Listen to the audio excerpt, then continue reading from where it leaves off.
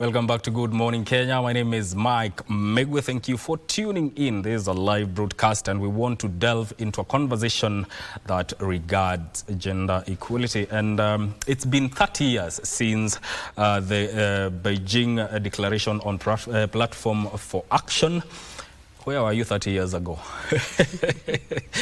And we are going to talk about that, given that now the world is marking the 30th anniversary of the 4th World Conference on Women and adoption of the Beijing Declaration and Platform for Action.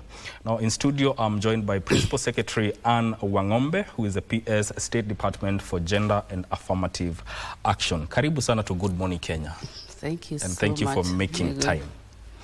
Now, let's get into it. Now, for a person who is, or a young girl who is watching us for the first time and they are hearing about the Beijing Declaration and Platform for Action, what is it? Thank you, Megwe. And of course, I'm glad to be here to shed some light regarding the subject matter. Let me say that we've had 4 women conferences.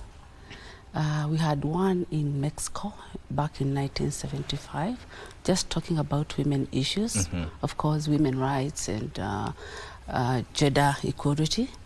We had another one in Copenhagen, that was back in 1980, again, talking about the same things. 5 years later, we held one. We were quite bold as a nation. We held one in Nairobi, that was back in 1985. Then we held one in 1995 in Beijing. In all these conferences, women issues were discussed, but there was no global call for action. But in 1995, there was that call for global action, and there was that declaration that was made, which we refer to as Declaration, Beijing Declaration and Platform for Action. It was attended by 189 countries, member states, and they agreed on a common action to be taken by all the member states. They identified 12 areas of concern. And these 12 areas included women and poverty. There was women and environment, women and violence. There was violence against women. Economic beat, women and economy, women and health.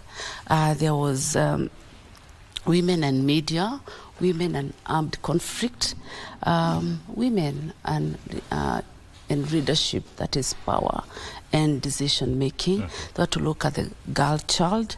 They also identified human rights of women, etc. So a total of 12 areas of concern. And all the member states agreed to address those areas of concern. So it was such a turning point. We would say that this was a landmark document, and each and every state was meant or was supposed to address all these areas, and reviews were to be done after every 5 years. And that is the document that has led us to where we are today. If you allow me, maybe we could look at how the women issues were being looked at before Beijing. Actually, that was my next question. Oh, okay. Yes. I'm already asking myself a question. But go ahead. Yeah, I just want to show you how significant this document was, or it is, and how important that conference was. By the way, Kenya attended. That conference had over 17,000 delegates. And Kenya, led by Honorable Niva Mwendwa, also attended.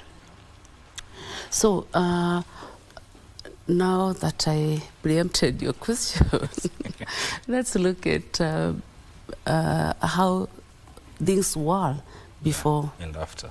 Yeah, before this Beijing conference. Like I had mentioned earlier, we had 3 other conferences, but there was no kind of a global understanding and commitment, and a document that was supposed to be followed by all the member states. So before Beijing, let me say there was limited global action and attention to women issues. What used to happen is that our issues would be given a backseat. They were not given the priority, so there was limited global attention to women issues. And this is because there were more, we had competing, all overshadowing issues, political, economic, and economic, which seemed to overshadow our issues.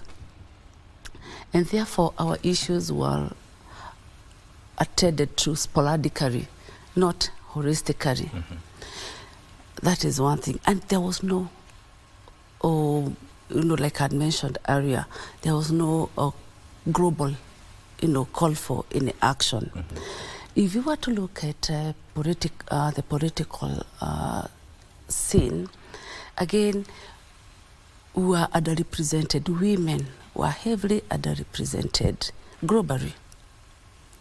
If you look at our country, Kenya, again, the parliament and the county assembly, women were underrepresented.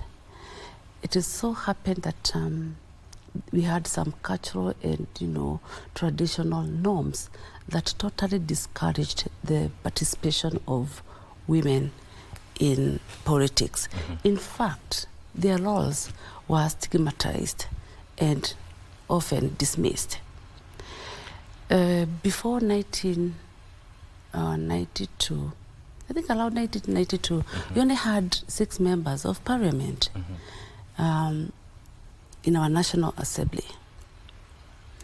And this was attributed to the fact that we had multipartyism in 1991. So that gave rise to a number of women coming up and, getting into politics, and that is how we ended up having 6 women, you can imagine. So we were heavily underrepresented, and that means that our issues were not aired out. If you look at economically, we were also marginalized. Women were marginalized globally and even in our own country. Women were not even supposed to own land. Let's start from there. Therefore, they could not engage in very meaningful means of production. They were doing the same work with men sometimes, but they would be paid less. Okay? Yeah, so I do remember in our country, sometimes you'd find that women would be put on contract. And let me also say that we had limited access to education. Hurdles were put all over for us. We could not access education. Families would preferred educating their boys as opposed to girls, because they would say, even if we educate a girl will be married off and will go away with her education. So they preferred educating men, and the boy child was really given prominence. So since the girl child did not have access to education, particularly that rural girl, this same girl therefore had limitations when it came to engaging in political roles or leadership, or even engaging in meaningful economic activities. Okay, they could not get proper jobs, so we were marginalized even economically. Now, looking at the legal and institutions, we had barriers as well. We never had comprehensive legal frameworks to ensure women's rights and freedom for women. Unlike today, we'll talk about what is happening today. Inheritance, women could not inherit. Citizenship was also unfair to women. Issues like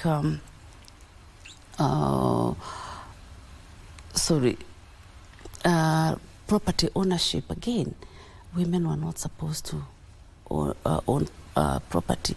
Let me shock you that women could not even open bank accounts unless they were accompanied by men. Back in the day. Back in the day. Banking was a man thing. It was a man thing. You see, you could not access credit facilities unless you are accompanied by a man. You can see where we were. We were badly off. In fact, it's unfortunate because people who are young may not understand where our nation was all basically where women issues were before 1995 globally. So what progress so far now has been achieved since then? 30 years later, we're talking about 30 years later of this declaration.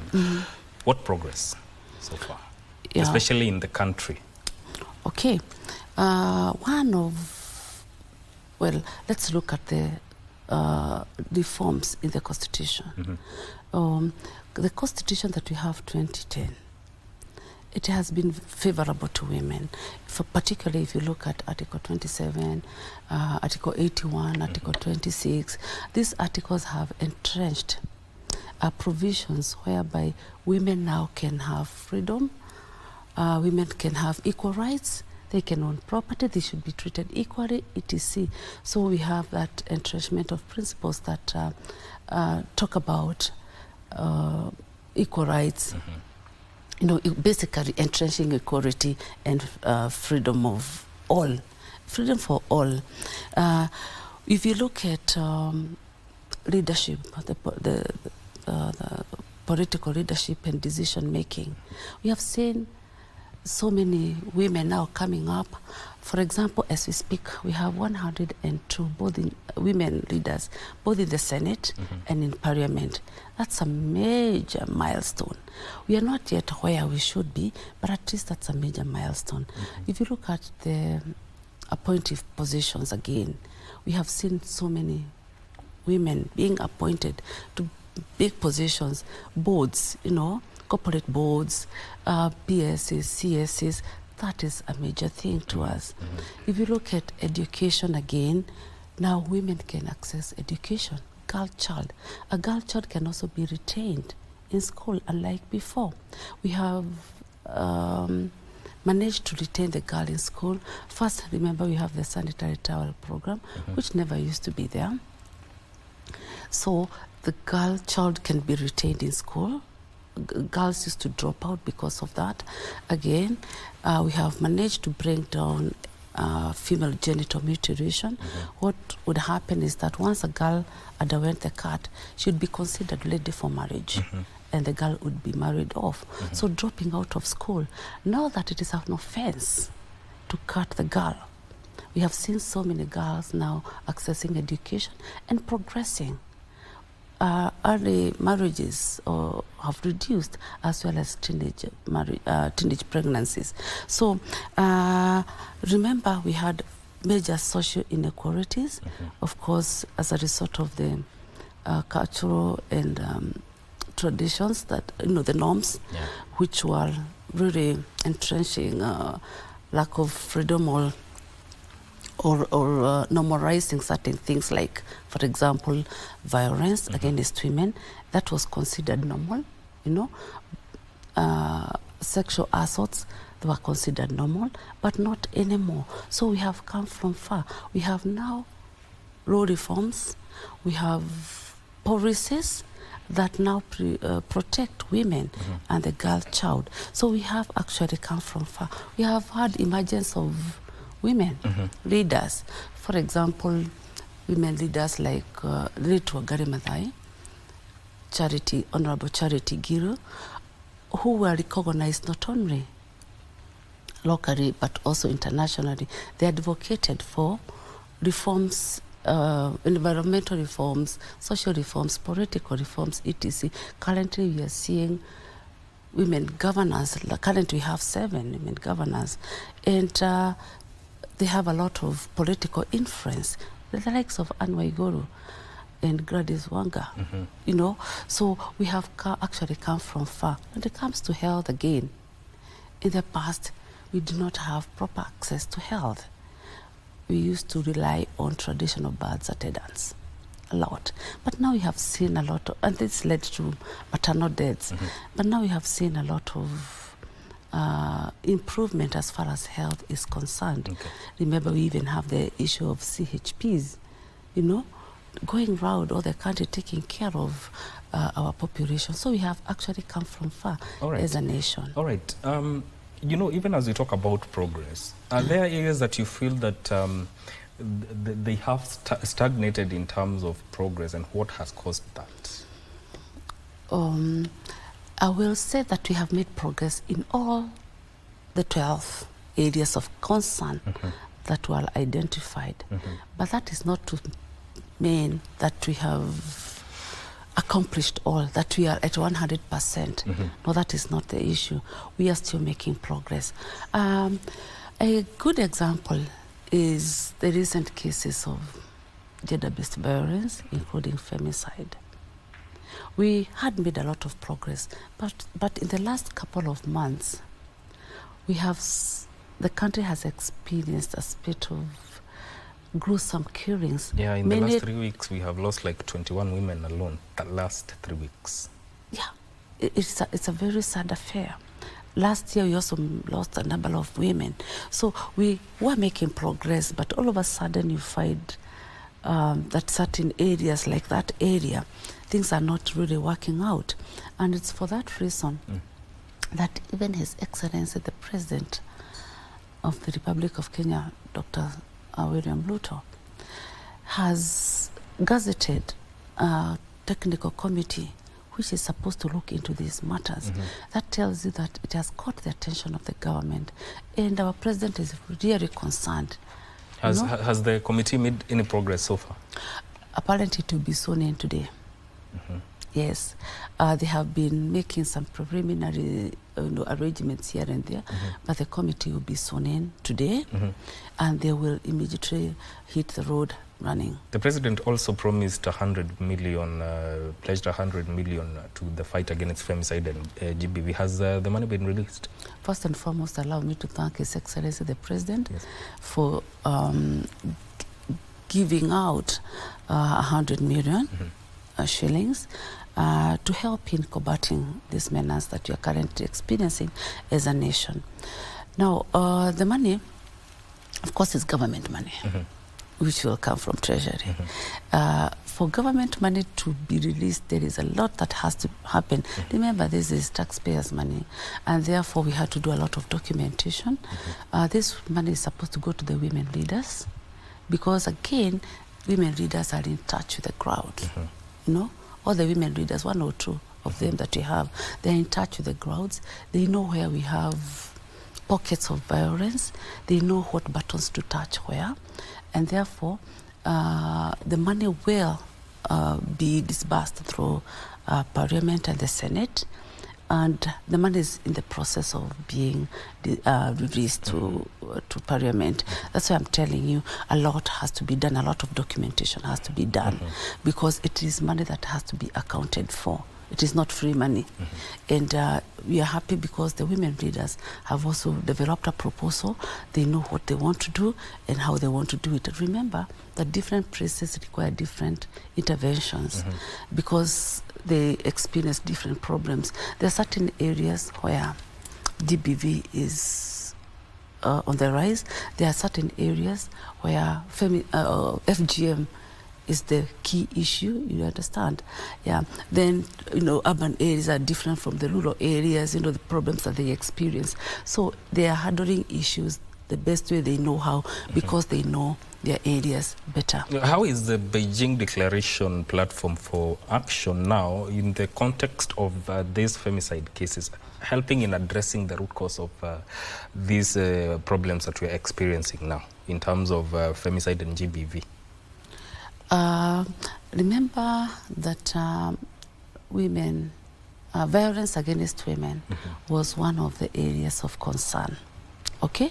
So as every member state is supposed to, showcase what they have done about this. But let me tell you that this is not a problem unique to us. It is a global problem. And we have been comparing notes with other countries like Caribbean, Ghana, and many other countries, Mexico, you see, South Africa. And we are supposed to have a meeting, an online meeting tomorrow, just to compare notes. You see, by women coming together and having a common understanding and a call for action, and a document that guides their action, we have been able to get to know one another in the space, and therefore we are able to compare what's happening and see what it is that works for other countries, what it is that we can borrow, so that Beijing conference and the document that followed was very, very important, and it has continued guiding the actions that we take as nations. Have there been national level reviews of these progresses, or how do you monitor progress in terms of the 12 areas of concern? We normally carry out reviews after every 5 years. Okay, and it's also good to mention that annually we go for CSW meetings, and during those meetings we are also able to interact and say where we are, the status of women, where we are in all those 12 areas of concern. In March we'll be heading there. Yes.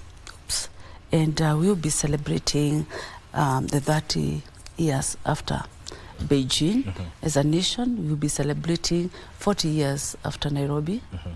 Okay, the Nairobi conference. And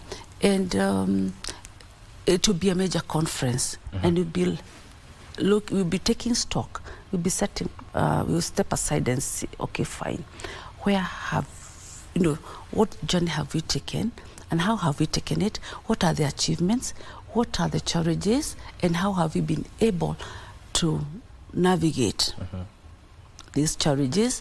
What remains to be done? And don't forget that we have emerging issues, emerging problems. Good example, we have some pandemics like COVID.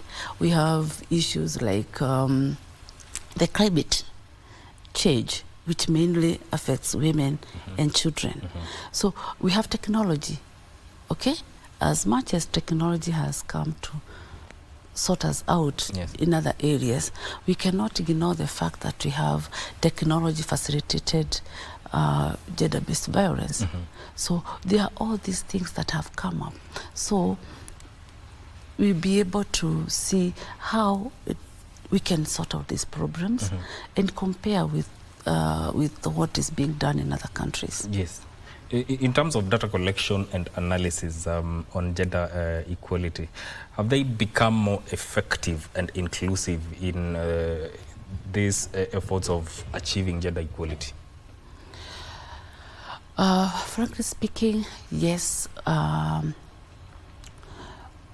If you were to look at the statistics mainly from KDHS, Kenya Demographic Health Survey, we can say that we are getting somewhere.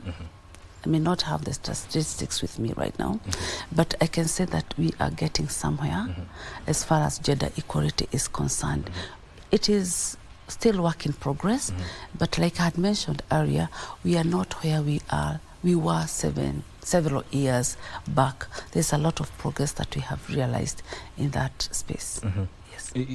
In terms of are there policies or legislations going forward that would help in achieving gender equality that the Beijing Declaration is gunning for?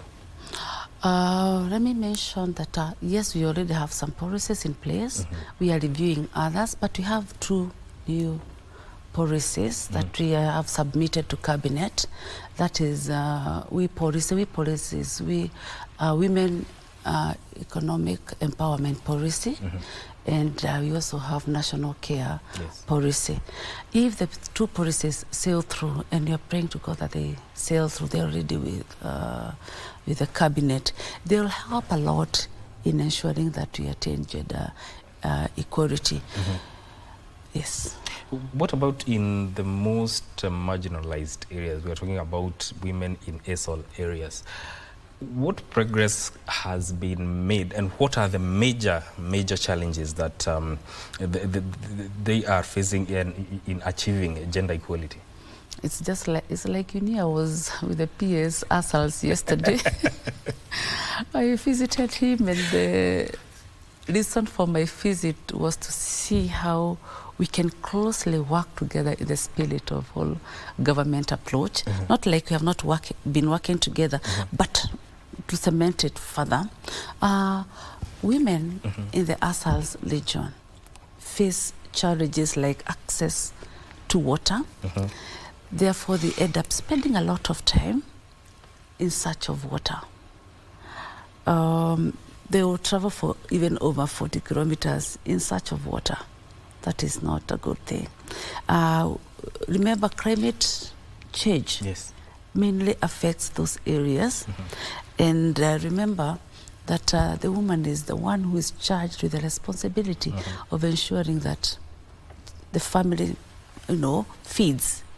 So when we have the effects of climate change, the woman is the one who is affected the most. You cannot feed your family, you know.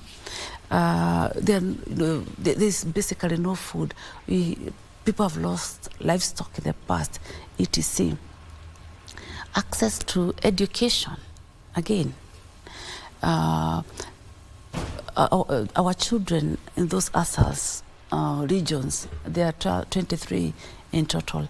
They have to travel far to, you know, for education. Remember, some communities also move from one place to the other in search of, they're nomadic, in search of pasture. So it becomes very difficult to retain children in school. They also believe, some of them still believe, that their main thing is herding of livestock. So they'll keep children away from school so that they can continue engaging in this very important social and cultural activity of herding livestock. Access to even sanitary towels is a problem, thanks to government, because it has come up with this program. Domestic violence, FGM, you know, these are still major problems. Even as we say that we have managed to bring FGM down to 15%, all the way from 21%. That is between 2014 and 2022. We still have prevalence of FGM in those areas. In fact, the rate up there is 98%. So there are those challenges that are faced by women. Economically, they're not so, you know, empowered. They have almost no say. Some of them have been left to look after goats. You know, they cannot own cattle, they cannot own the camels. So we have all those challenges, and it's for that reason that I had visited the PS in charge of Asals yesterday, PS Carol, to look at how we can further collaborate to ensure that we sort out some of these problems. Are you working together with the elected leaders from those areas? Luckily, the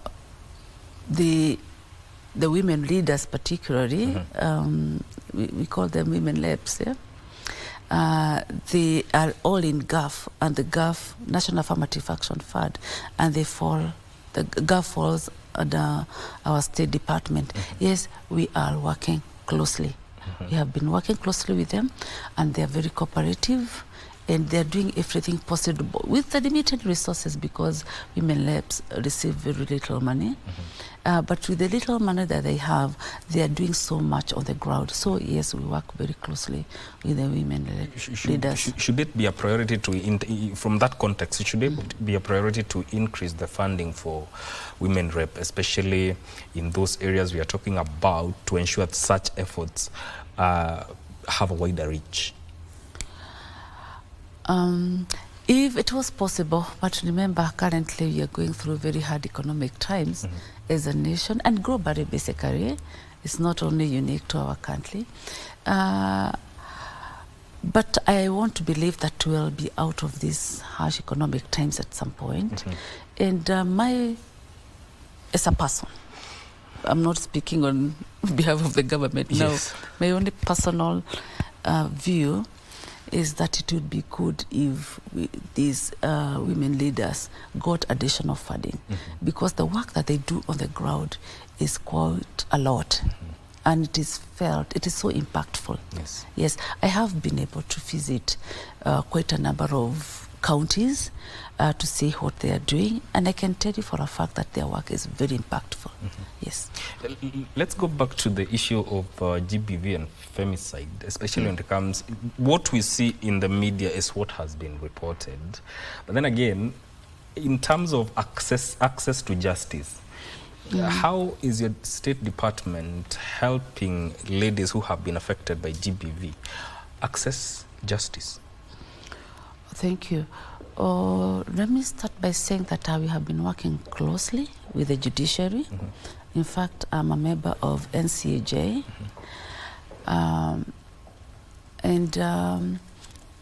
Judiciary, in fact, it's only 2 weeks ago that we had a meeting in my office, and we agreed on how we'll ensure that justice is fast-tracked. As we speak, we have 12 courts which are dedicated to gender issues only. They only handle gender issues. And in the meeting that we held, we agreed that these cases will be fast-tracked. Now, as we look at the cases and ensure that the survivors get justice, it's also good to look at the survivors. What happens after that? We have been working closely with Nairobi Women's Hospital because they are also the founders of some centers. We call them DVLC centers. Which are located or found in our major hospitals, which are supposed to give holistic care. Okay, so the survivors are counseled and they are also given medical attention. Recently, we have established polio care, and we have one that is functional in Laikipia, where the survivors get all the services under one roof, because sometimes it can be tiring. You have been violated and you're expected to move from the police station. Thank God we have gender desks. You're expected to move from the police station to the hospital, from the hospital maybe to seek legal services, you know, all these things, and sometimes there are delays here and there. So if it was possible to bring everything under one roof, then this would help the survivors a lot. So that has happened in Laikipia. We are trying to see how we can establish more polio cares in the country. So that is work in progress. We are working very closely with the police and other development partners like GVLC.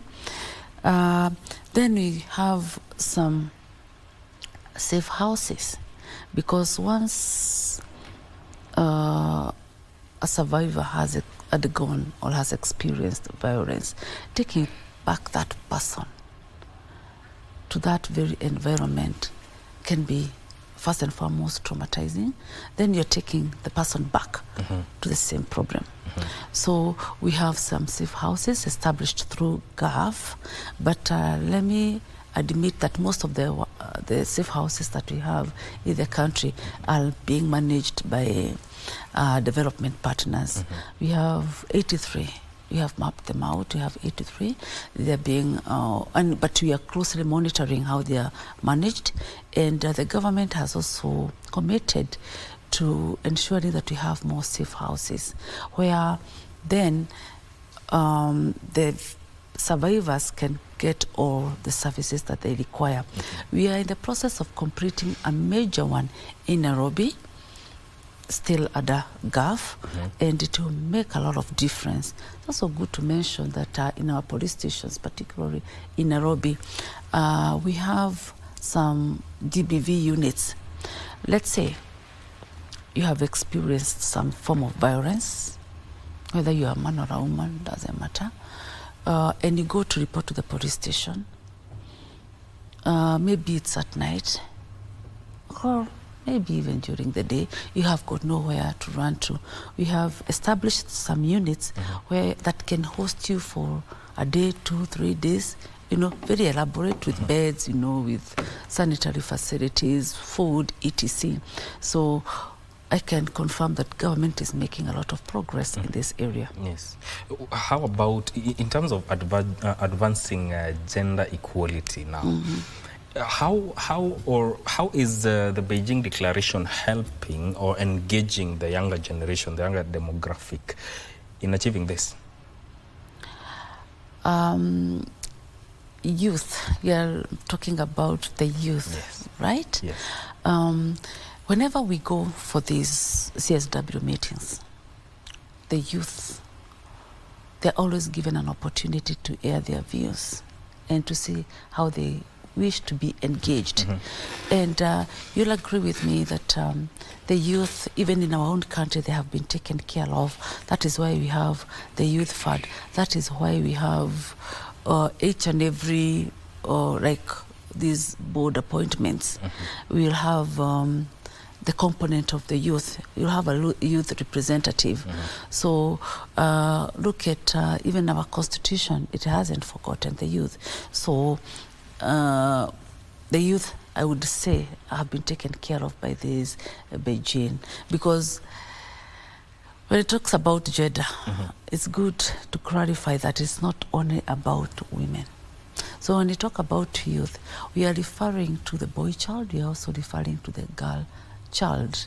And maybe, although you have not asked this question, it's good to mention that we have a new theme or a thematic area on male engagement.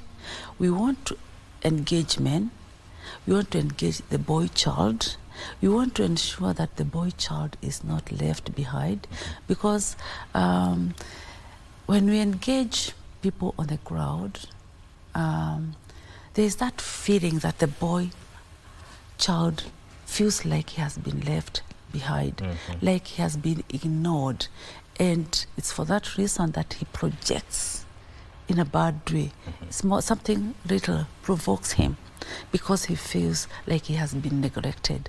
It's for that reason that we have programs now for boys as well. We have that male engagement program.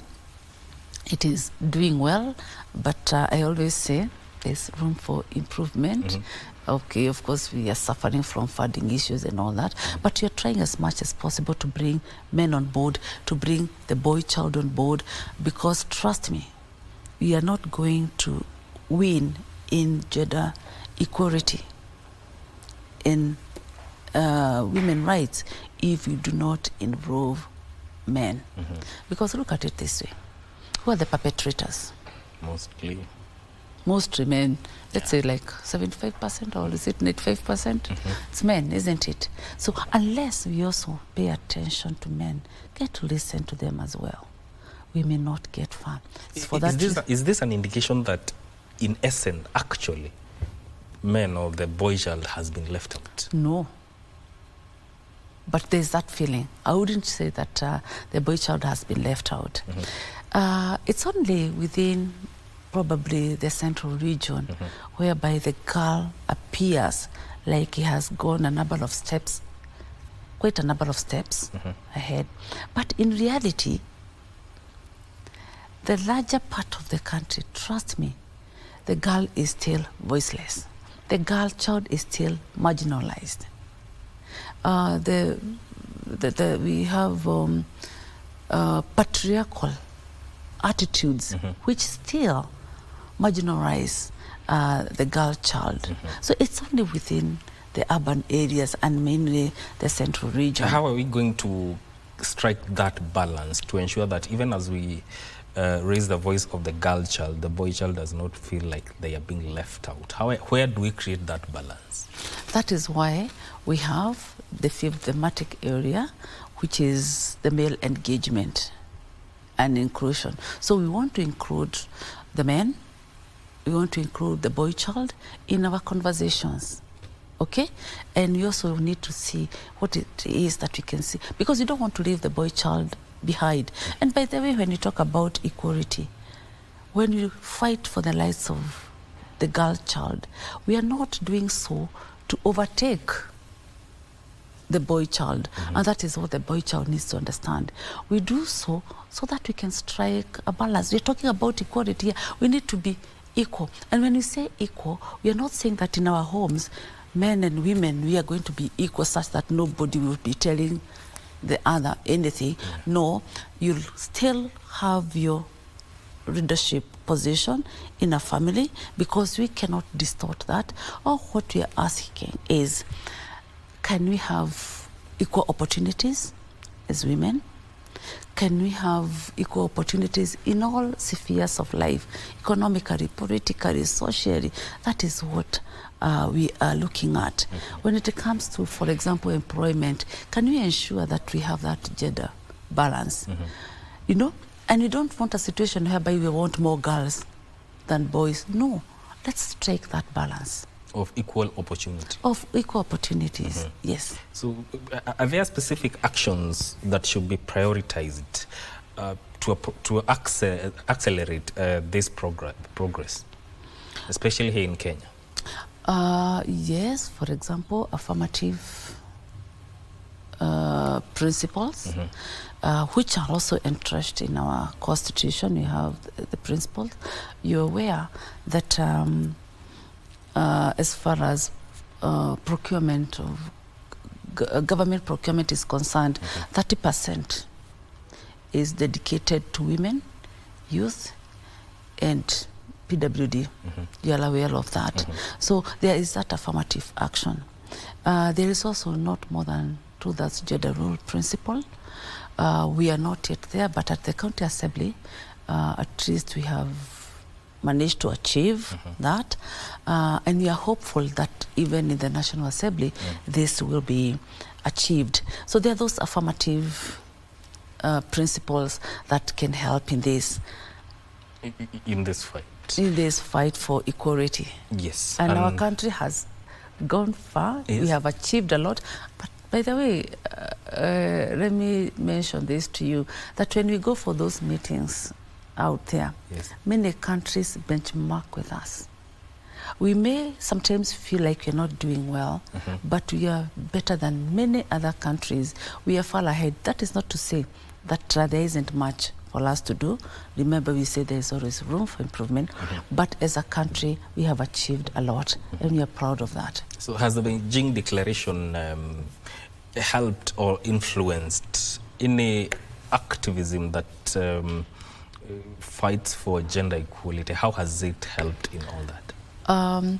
Like I mentioned, this document was a landmark document. It was a turning point, and there was emergence of very many groups, women groups, advocating for equality and women rights. There are many of them. In the past, they were quite fragmented, and but now we at least we have a common document that guides their actions and their their activities. Yes, there are too many groups. They advocate for. We have too many CSOs, even our own women leaders. They are always advocating for equal rights, for equality. Okay, look at the G7. They have been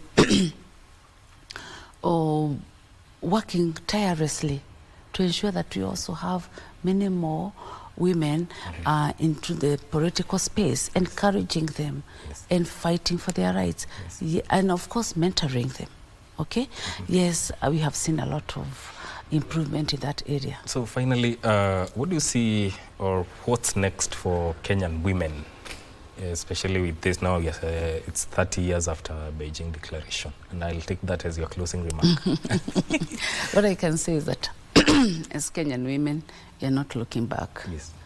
we are soldiering on, and we are happy we have women leaders who are ready to hold the youth by their hands to ensure that they also rise.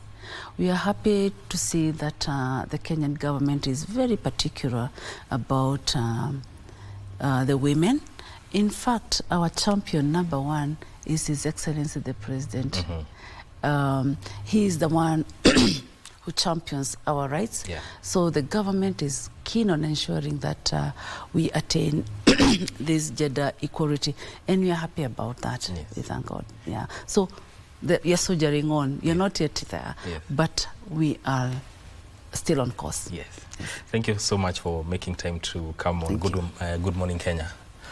Thank you. That is PS Anne Wangombe, who is the Principal Secretary in the State Department for Gender and Affirmative Action, speaking to us on matters to do with Beijing Declaration and Platform for Action, now that it's 30 years since its adoption. That was in 1995. This is where we end this conversation. Thank you for tuning in. Don't go too far. Good Morning Kenya still continues. My name is Mike Migwe. Good morning.